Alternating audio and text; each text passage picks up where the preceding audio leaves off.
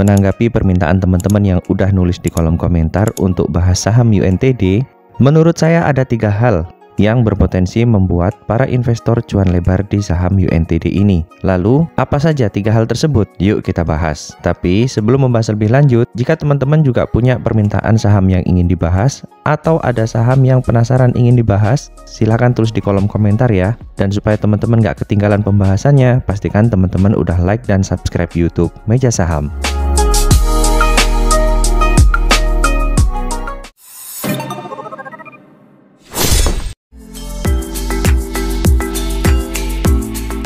Dari prospektus, teman-teman bisa tahu sebenarnya bagaimana sih prospek perusahaan ini ke depan. Seperti yang kita tahu, saat ini pemerintah sedang gencar-gencarnya untuk penggunaan motor ataupun mobil listrik ya teman-teman. Dan dengan begitu, industri ini cukup diuntungkan dengan dukungan pemerintah yang kuat. Di sini juga dijelaskan, dukungan pemerintah terhadap industri kendaraan listrik semakin kuat, seperti adanya beberapa insentif yang memberikan antara lain pembebasan dari BBNKB dan PKB, serta pembebasan pajak barang mewah untuk kendaraan listrik baterai atau BEV. Selain itu, infrastruktur juga terus dibenahi dengan target pemerintah untuk memiliki 3.000 unit stasiun pengisian kendaraan listrik atau SPKLU pada tahun 2023. Selain itu, adanya regulasi yang jelas mengenai kendaraan listrik termasuk persyaratan keselamatan, di mana Indonesia juga berkomitmen meningkatkan keberlanjutan dengan berbagai cara. Sebagai bukti komitmennya, Indonesia telah meratifikasi Perjanjian Paris dan mengeluarkan regulasi khusus untuk meningkatkan penggunaan energi terbarukan. Di sisi lain, pemerintah menargetkan pensiun untuk pembangkit listrik tenaga batubara yang berusia di atas 30 tahun dan berencana untuk menggantikannya dengan energi yang lebih bersih pada tahun 2030. Menurut data dari Frost & Sullivan dan data industri lainnya, dari gambar ini bisa kita lihat United memiliki pangsa pasar sekitar 3% ya teman-teman, di mana yang terbanyak ternyata adalah Gesit dengan jumlah sebanyak 26%. Tapi teman-teman perlu ingat, untuk perusahaan yang lainnya hanya bergerak khusus di motor listrik saja. Sedangkan UNTD punya bisnis lain yang jauh lebih mapan, yaitu bisnis di sepeda engkolnya ya teman-teman. Di sini bisa kita lihat kalau United menguasai sekitar 25% pangsa pasar sepeda di Indonesia ya teman-teman, berada di urutan kedua di bawah Polygon. Jadi dengan begitu, perusahaan ini menurut saya punya basis yang cukup kuat, yaitu dari motor listrik dan juga dari sepeda biasa. Dan menurut saya, hal inilah yang membuat prospek ke depan perusahaan ini cukup menarik. Kalau menurut teman-teman gimana? Silahkan tulis di kolom komentar. Dari sisi kinerja keuangan bisa kita lihat di sini dari tahun 2020, 2021, dan 2022 perusahaan ini masih terus mencatatkan net income ya teman-teman, meskipun secara revenue terjadi penurunan dari tahun 2020, 2021, dan 2022. Tapi dari sisi net income bisa terlihat cukup stabil dengan angka di kisaran 40 miliaran. Artinya, perusahaan ini memang perusahaan yang udah mature. Itulah kenapa kalau perusahaan mature biasanya gerakan dari kinerja keuangannya itu stabil ya teman-teman. Dan menurut saya, perusahaan yang kinerja keuangannya stabil itu cukup menarik untuk investasi. Meskipun memang biasanya saham-saham dengan tipe seperti ini pergerakannya juga lambat. Pada saat IPO, saham yang diterbitkan sekitar 1,6 miliar lembar, di mana ini mewakili sebesar 25% dari modal ditempatkan dan di-store penuh. Di mana saat itu nominalnya adalah Rp25 dengan harga penawaran Rp240 dan jumlah nilai emisinya atau target pendanaannya sebesar Rp400 miliar.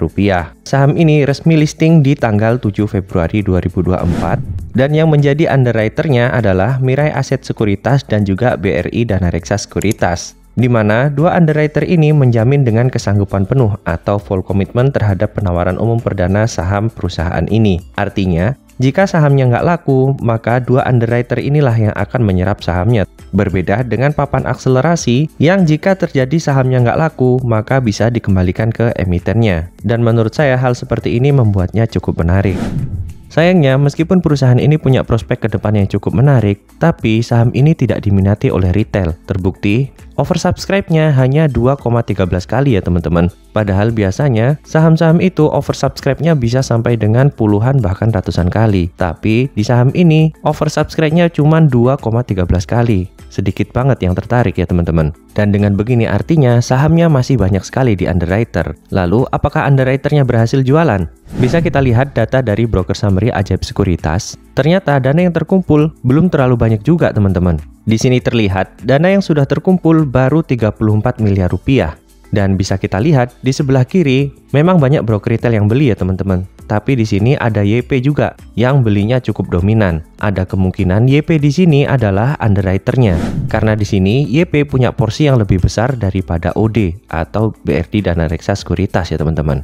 Ada kemungkinan YP menjaga harganya supaya tidak turun terlalu dalam. Karena biasanya kalau saham turunnya terlalu dalam, retail nanti jadi malas untuk beli. Dan jika kita visualisasikan, tampilannya akan seperti ini ya teman-teman. Dimana target dana IPO sekitar 400 miliar rupiah, total dana yang terkumpul sekitar 84 miliar rupiah, yaitu dari penjatahan dan juga penjualan saat sahamnya telah resmi listing. Artinya di sini masih ada selisih sekitar 316 miliar rupiah lagi. Dan selisih ini menurut saya sangat banyak sekali ya teman-teman. Atau jika kita persentasikan, dana yang terkumpul baru 21%, dengan selisih masih ada 79% lagi. Dan dengan begitu artinya saham ini bandarnya belum untung ya teman-teman. Dan seperti biasanya, untuk saham yang bandarnya belum untung, kita punya potensi bisa cuan lebar ya teman-teman. Tapi teman-teman perlu ingat juga, untuk masuk di saham seperti ini nggak bisa asal-asalan, harus dianalisa dengan baik. Bagi yang ingin masuk dengan teknikal, biasanya sih perhatikan pada pola transaksinya, yaitu adanya volume dan pergerakan harga, atau biasanya orang menyebut dengan price action ya teman-teman. Dan perhatikan juga bagaimana perilaku retail sebelum sahamnya berpotensi naik. Kalau retail udah pada nyerah dan cut loss, dan kemudian ada yang nampung, biasanya disitulah tanda-tanda akan terjadinya pembalikan arah.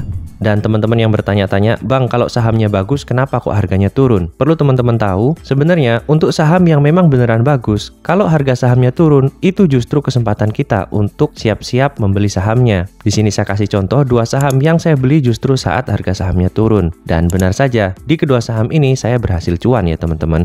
Jadi, itulah menurut saya 3 hal yang membuat saham ini cukup menarik. Apakah teman-teman punya pendapat lain? Atau punya request saham lain yang ingin dibahas? Silahkan tulis yang sopan di kolom komentar. Dan bagi teman-teman yang suka mengikuti info terkini mengenai saham dan juga pembahasan IPO maupun pasca IPO yang menarik, yuk like dan subscribe dulu YouTube Meja Saham. Disclaimer, konten ini bukan merupakan ajakan beli maupun jual ya teman-teman, karena semua keputusan berada di tangan masing-masing investor.